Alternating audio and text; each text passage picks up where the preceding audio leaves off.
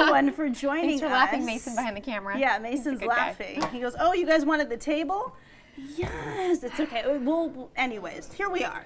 And the reason why we're so sort of flustered this morning is because we are getting new information about this LuLaRoe class action lawsuit. Two of them have been filed now. So Dina, you've been following the story. We're trying to get someone on our show right now to talk if they've been affected by these lawsuits. Yeah, so LuLaRoe is kind of like a Mary Kay. So it's a way for people to be able to sell, in this case, articles of clothing online. And I want to actually pull up LuLaRoe's mission and vision, because I think it'll give you a better idea as far, as why they choose to do this at all and why people choose to help represent the company online.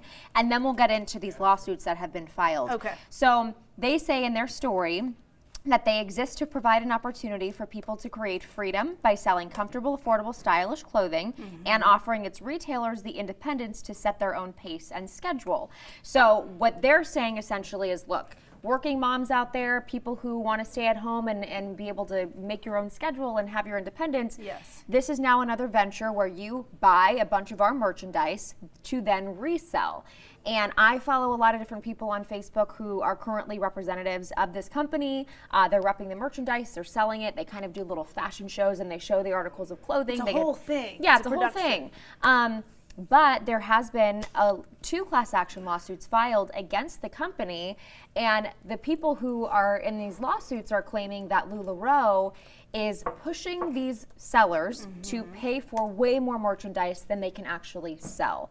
And in some cases, these people in the lawsuits claim that they were pushed to max out credit cards, take out loans, and in some cases sell their breast milk.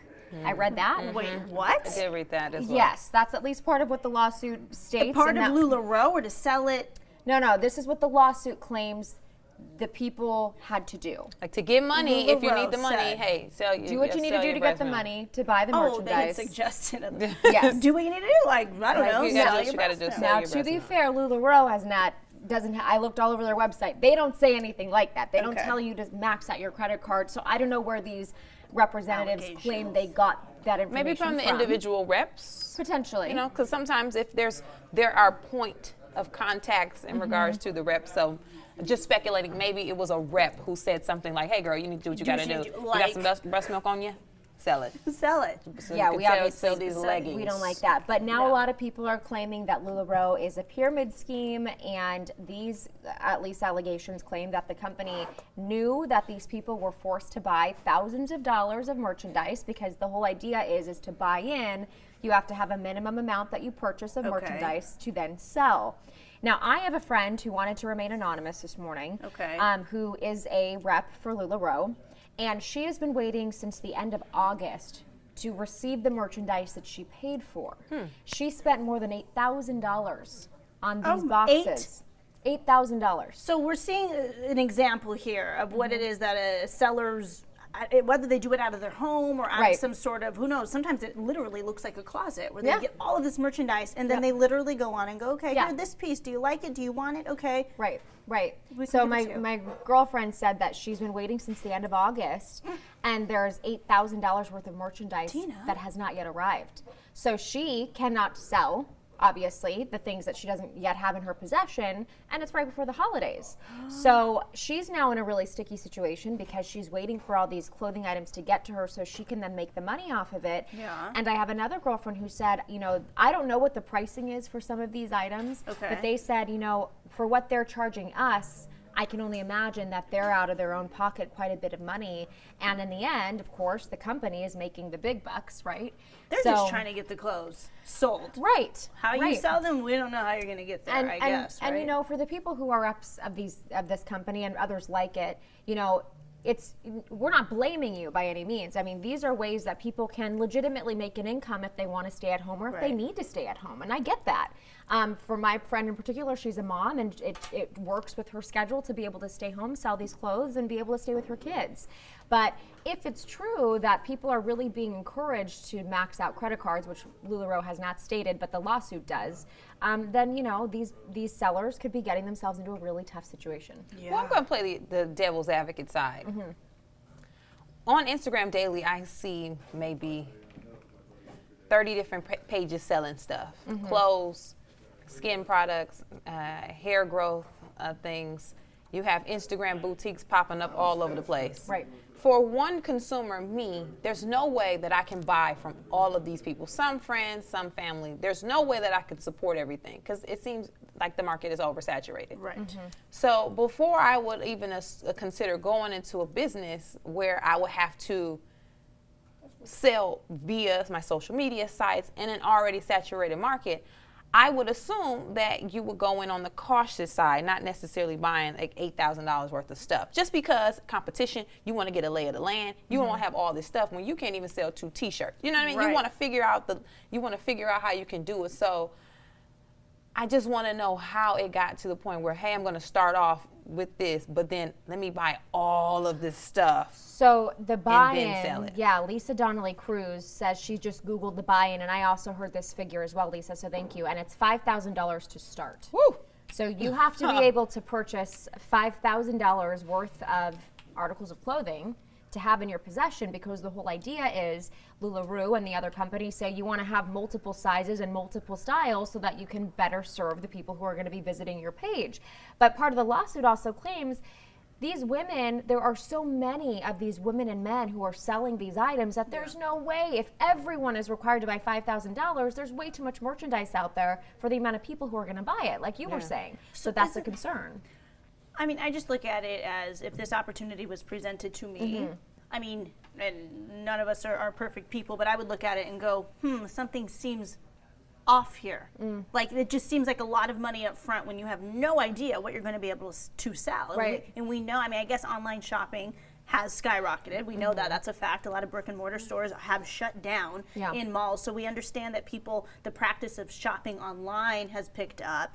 But honestly, I'm a shopper. I'm someone who loves quality clothes. Whenever I see a LuLaRoe video, Facebook Live happening, I'm skimming right past it because all of the merchandise to me looks the same. There are a million leggings. They're the same. They just all have different designs. The shirts look the same. To me, I'm not the target audience. So I guess the question is, who's the target audience, and is that your audience? Because if someone my age is selling, who are they trying to sell to? My friends' moms? That's what it just, the clothes seem like to me. But I could be off, so let us know. Well, Sandy Guy said, I went in with $30K to start. And then she also says, my sales this year are over $200,000. Okay. And Sandy, that's with LuLaRoe? That's with LuLaRoe. If so, let us know so we can get an idea, because if that's the case, it seems it works for some people.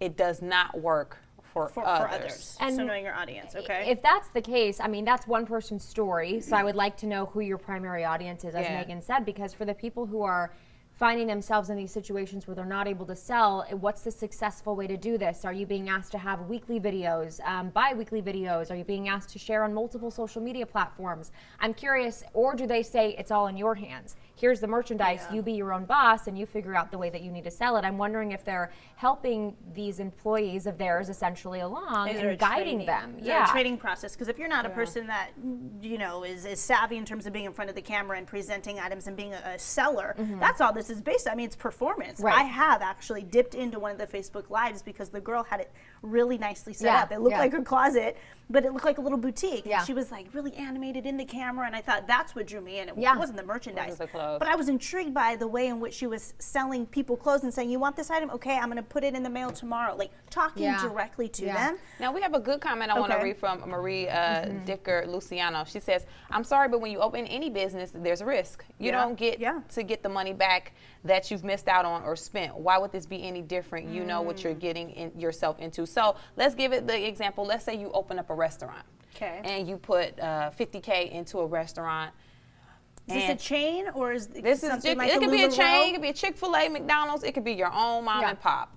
If you put that money in and it doesn't work, you don't get that money back from anybody. So I think to her point, what's the difference? Why the lawsuit? Because class action, because you were explaining how a group of people can say, hey, we all have this experience of being told that we may need to go to the extent of selling our breast milk or But again, those are just words that are maybe suggestions to them. We don't know the full So full let's story. go back to the lawsuit details. This is in Teen Vogue. I also saw it in a couple of other publications. BuzzFeed was one of them. Okay. But in the lawsuit, it states that consultants are instructed to keep around $20,000 worth of inventory on hand and are inundated with the phrase "buy more, sell more." These incentives mean new consultants are aggressively pressured to continue purchasing wholesale inventory even when the inventory they have is not selling, is unlikely to sell, or is piling up in their garage. That's according to the lawsuit that Teen Vogue put out a statement from.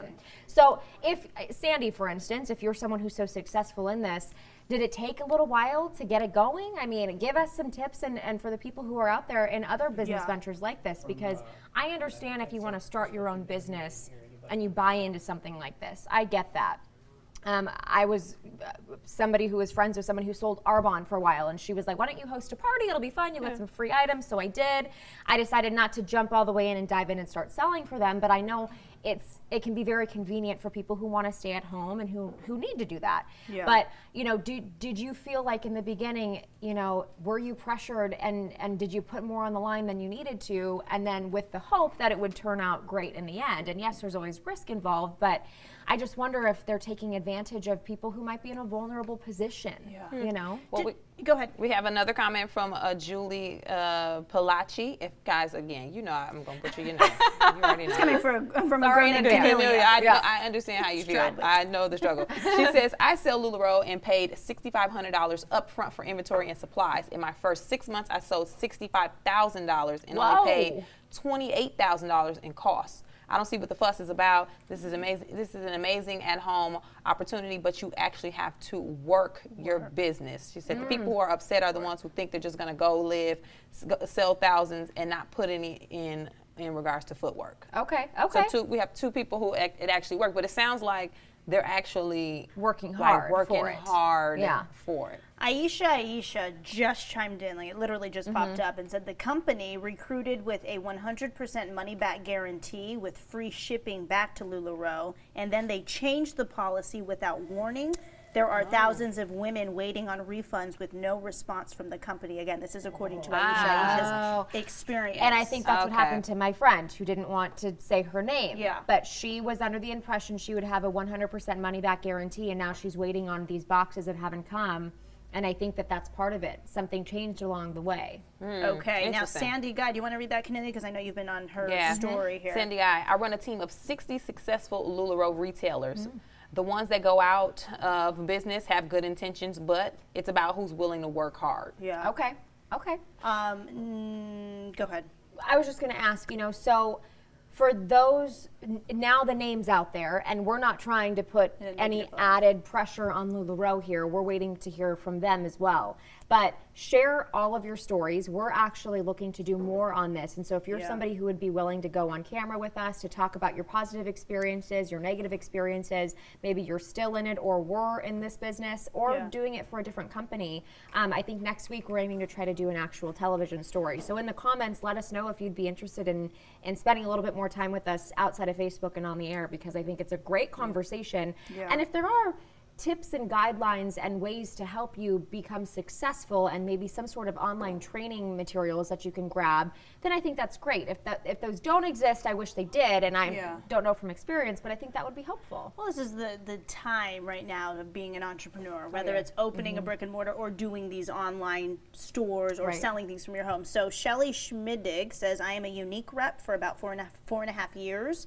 I don't focus it as my main source of income. To stay as a presenter, I need $125 in sales in a rolling 3 months. If I get an order, that's great. If not, I am not stressing. If someone sells something, it is to be working, and you can't just expect it to sell without you working it. What you get out is what you put in. So it looks like education needs to be put into this. Like if you're going to be a seller, it's probably good that you take some business classes, because I couldn't just go in and start selling something and just thinking that what I'm going to say is going to be enough. Like, how does it work? What is the best approach, and how much should you buy up front? How much you can't just, in my opinion, you can't just depend on what a company like LuLaRoe suggests. You have to know what the company is intending to do and say, okay, but what's going to be best for me and my audience and my brand. But you know, sometimes it's as simple. You ever go to hear about those conferences, or you go somewhere to like a networking event and they hold up a pen and they say, sell me this pen in 30 seconds. Some people either got it or you don't. Sell an ice to an Eskimo sort of thing. Sell you a pen in 30 seconds. So I would assume that I can't sell you some leggings. I just can't. And if I could, I wouldn't put enough effort into trying. So maybe it's, some people have they take business courses and they do a little additional training, but maybe sometimes some people are just better at doing that type of thing than others. And have time. Do you see Andrea English's? Well, real quickly, Serena says that they do have trainings every week for consultants. Okay. So that's good to know. Good to know. Thank you, Serena. Andrea English, the consultants I know, work their butt off and have little time for other things. They have a successful business, but they try hard to find family time. So you may be thinking, I'm going to stay at home, be this LuLaRoe consultant, but then it ends up being even more work. Yes, you make your own schedule and you can plan when it is you want to pop up on Facebook Live, but shout out to the women who are doing this, and it's successful. It's like you've created your own empire, which is amazing, and who knows what it could lead to. Sucks for people like your friend Dina, who are found in this situation now. I know. And so I think if you're planning on doing something like this, based on what I'm seeing with this conversation, if you've seen these little things pop up and you're curious about, I wonder if this is something I would like to do, I think listen to what Cornelia is saying and know that you do have to become someone who's really willing to work hard and to sell something, and you have to know that you have that bug in you to want to do that, because you also have to continue pushing a product that you have to be proud of, that you want to represent and know that it's good quality. And also you're going to have to find new people to buy your stuff, because after all the aunts and uncles and grandparents and grandkids have purchased up what you have, they're probably set for a little while, you know, and I know that they have some seasonal stuff, but I can imagine like we don't need more leggings. So you got to continue to be relevant. Is it like Tupperware? David has chimed in and said, this reminds me of Tupperware, like the Tupperware parties. My mom hosted Tupperware parties all the time. We would go to Tupperware parties, and you got to sell. But at one point, when you have all the Tupperware, that's all the Tupperware you need. Like Cutco. I sold Cutco knives for like 2-3 weeks in the summertime when I was like 17. You are a sales rep. No, and this is the thing about Cutco. I was like 17. My mom believes in Cutco. I still have that set of knives. That's probably the best set of knives I've ever had. The warranty? I don't remember the warranty, but you had to go to training. You had to purchase a test starter set, which was a set of Cutco knives. But it was like super discounted. And after 2-3 weeks, because you're supposed to sign up your family and friends, and you get paid per demo and then per knife. You get the scissors. I was like, I do not have time to go do this. I don't want to care about these scissors or these knives. And I just stopped. And that's where the people who will be successful can't let themselves get there. Right. I just saw a comment. It was Ann Pyle Lowry, who says, as a former Mary Kay person, companies often do not explain the concept of purchasing inventory well enough. She says Mary Kay said over and over, you will make 50%, but so over the fact that you will have to purchase more inventory. So you will have to put a lot of your own money in up front. There may be times when you're waiting for customers to come. Maybe it's a whole season and you're waiting to get these purchases, and you have all this inventory sitting in the back room. So you just have to know up front that, if you are going to make money, it might not come right away. Well, then you have people like Trisha Medavia Resendez. Ooh. I was a party. Are we familiar with this? I was a party light consultant. Party light, yeah. Do you know what part? Okay, I'm unfamiliar. Party light consultant for several years, and in order to really, really make money, you have to sign up consultants underneath you. Because those are the people who then go out and help you sell. Yeah. Kimberly Ann Grady, love Cutco, especially spatula. Girl, that spatula, there's a spatula / pizza cutter. And it has like a knife on one side, but it is like flat and round on the other, so you can like cut the pizza and scoop it up on the other side. I'm trying to tell you, that Cutco knife set was the best set of knives I've ever had in my life. Wow. Well, and I know we brought up Tupperware. My Nana Rose, sweet little Jewish woman. I love her so much. Love you, Nana Rose. Love you, Nana Rose. She has sold Tupperware for I think 50 years or so. Okay. And, And she's still doing it. And I mean, really? She has found people who still want. She does not drive, so she gets on a bus every day and carries all her little items with her and does these little parties. But they sell it at Target. Like they sell it at Target. But my Nana can sell it better. That's right. Do what you gotta do, Nana Rose. Nana Rose, love get it, girl. My Tia Lupe, who recently passed away, God bless you, Tia Lupe. She was an Avon consultant. up until she passed. She had the pink Cadillac. I get the pink Cadillac. We sell a lot of product. That's you get the pink Cadillac. And my grandmother was like one of her sellers. My grandma every week? How does it work? Every month she had the catalog. Yeah. And she always brought it over. My mom would get her face makeup and creams and all that from her. My grandma always had something. She always got me whatever it was in, the chapsticks, the lip glosses, the lotions, the bath suds, all of that. So these sort of But see, with makeup and stuff, you run out you of always it. need it. You always need, and if you find like a Ronan product and you Fields, like, yes. then you stick with it. Clothes are a little different, I think. Well, Like, but you can't wear the same pair of leggings every day. Leggings get listen, ashy now. They get a little worn. But I think with like a makeup company like this, I could see myself running out of the product and needing to go to my consultant and being like, do you have this in stock? Because I need it. But the leggings, you don't have to have unless they're them. too see-through. We know that story. That's a whole different. We're not going to get into that today. Maybe we will tomorrow. But that has happened where they're too see-through. I'm not sure if LuLaRoe is responsible for those. I don't know. My gram sold Stanley products her whole life since 1926. Kimberly Ann Grady, thank you for sharing that. This has become a different kind of conversation. What has a person in your life sold? Well, and did you see Loy? Good morning. Oh, Such good a loyal morning, viewer, yes. Elle said it's cheaper and smarter to just go get your business license, and then I'd buy wholesale items and sell online. Be smart and cut out the middleman. See? There's that too. So you're not working for the big guy. There you go. That's where the pyramid scheme comes That's in. where that comes into play. Correction, Cornelia, both of us, because I went along with it.